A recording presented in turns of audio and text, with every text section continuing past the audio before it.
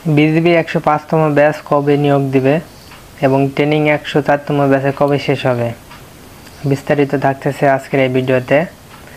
তবে আগামী সার্কুলারে লোক অনেক বেশি নেবে। যেমন বিজিবি 104তম ব্যাচে দুইবারে লোক নিল, প্রথমবারে যা লোক নিল তার থেকে পরবর্তীতে আবার বেশি করে লোক নিল। ঠিক এমনই 105তম ব্যাচে হবে। 105তম ব্যাচে সর্বনিম্ন 2000 লোক নিতে পারে। লোক বেশি নেওয়া মানে কি? লোক বেশি নেওয়া মানে যে সবার অগ্রাধিকার বেশি হবে, প্রত্যেকটা জেলায় লোক বেশি নেবে। আর প্রতিটা জেলায় যদি লোক বেশি নেয় সেক্ষেত্রে মানে ছোটোখাটো সমস্যা থাকলে এটা কিন্তু দেখবে না, ঠিক আছে। অনেক সময় থাকে যে একটা জেলায় যদি 8 জন 9 জন করে লোক নেয়, তার থেকে 500 যখন লোক যাবে তার কতটা দেখাশোনায় কীভাবে বাদ যায়, ছোটোখাটো কারণে বাদ যায়। অনেক সময় দাঁতে ছোট সমস্যা, এটা বাদ যায়। কিন্তু যখন লোক বেশি নেবে, লোক বেশি নেওয়ার মানে কি, এটা আমার ছোটোখাটো সমস্যা থাকলে তখন সেটা ধরবে না বা দেখবে না। 500 লোকের মধ্যে যদি 50 জন লোক নেয় তাহলে বিষয়টা একটা ভাবেন। যাই হোক, 105তম ব্যাচ এটা নতুন ব্যাটালিয়ন দাঁড়াবে। বাংলাদেশের মধ্যে 3টা ব্যাটালিয়ন হবে নতুন। যদি ব্যাটালিয়নে হয় সেক্ষেত্রে লোক মিনিমাম 2000 লোক নিবে। সেক্ষেত্রে যদি লোক বেশি নেয় আপনারা আগে থেকে প্রস্তুতি থাকেন। আর সার্কুলারের ব্যাপারটা এটা নির্বাচনের উপর নির্ভর করতেছে, কারণ নির্বাচনের আগে নিতেও পারে আর না হলে নির্বাচনের পরে, ঠিক আছে। আগে থেকে সব কিছু হয়তো SMS করে রাখবে, কিন্তু মাঠ শুরু হতে পারে নির্বাচনের পরে। এমন অনেকের হয়তো শেষ মাঠ আছে বা অনেকে মাঠে টিকে ছিল, SMS ঢোকে নাই। বিশেষ করে যাদের মাঠে SMS ঢোকে নাই 5 ফুট 8 ইঞ্চির উপরে, তারা সর্বোচ্চ লেভেলে চেষ্টা করবেন, কারণ এক্ষেত্রে লোক যেহেতু বেশি নেবে। আর বিজিবিতে কিন্তু হাইটটা প্রাধান্য দেয় বেশি, সব দিকে ফিট থাকা লাগবে সেটা হতে পরে বিষয়, কিন্তু হাইটটাও প্রাধান্য দেয় বেশি। দেখবেন সেনাবাহিনীতে হাইট কম থাকে কিছুটা, মানে কম বলতে কি ছোট লেভেলের এরা স্পিড, দৌড়ের স্পিড থাকে বা বিভিন্ন কারণবশত তাদের নেয়। আর বিজিবিতে হাইট একটু বেশি প্রাধান্য দেয়।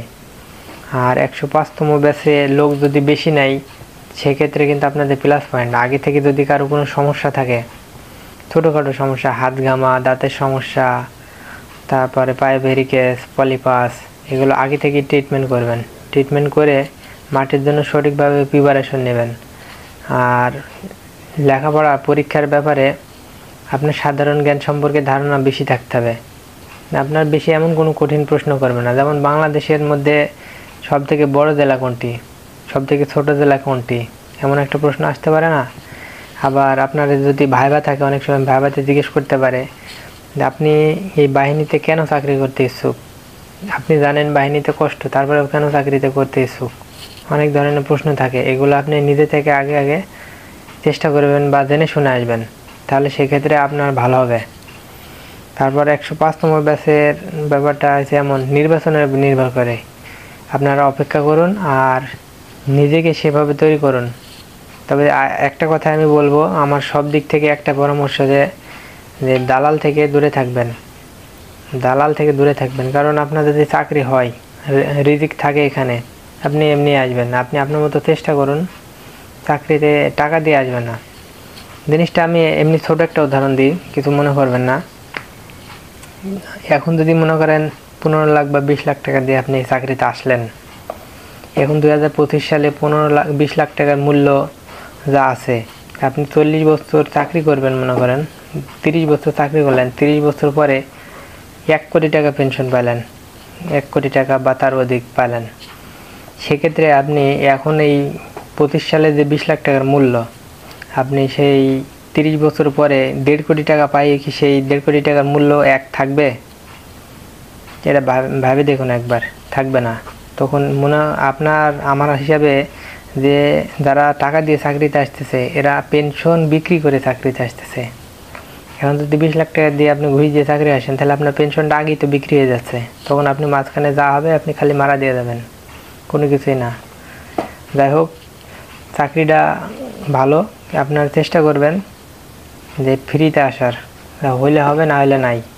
ওই যে আমি এর আগেও একটা ভিডিওতে বলছি যে বাংলাদেশের মধ্যে যদি 500 জনও নেয়, বাংলাদেশ থেকে বিজিবি মাঠ থেকে 500 জন লোক যদিও নেয়, কারণ 500 জন লোকের মধ্যে যদি 3000 লোক টাকা দিতে চায় তো অবশ্যই এরকম দালালে টাকা খাবে।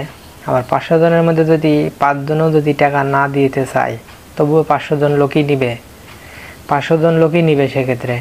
তাহলে এটা আমাদের ভাবা উচিত যে আমাদের দোষটা হচ্ছে আমাদের, আমরা টাকা দিতে চাইতেছি, আমরা নিজেই যাইতে চাইতেছি যে অমুক দিছে 15 লাখ আমি দেবো 20 লাখ, অমুক 20 লাখ দিছে আমি 21 লাখ দেবো, এরকম আমরা দর বাজার করে চাকরিতে আসতেছি। সেক্ষেত্রে দোষটা আমাদেরই, সরকারের কোনো নাই। আর সরকার আপনার টাকা এভাবে দেখে না, যারা খাইতেছে এভাবে দালাল চক্র। হয়তো অনেকে বলতে পারে যে টাকা ছাড়া চাকরি হয় না, হয় কি না আপনি যখন ডিপার্টমেন্টে আসবেন তখন বুঝতে পারবেন যে টাকা ছাড়া হয় কি না।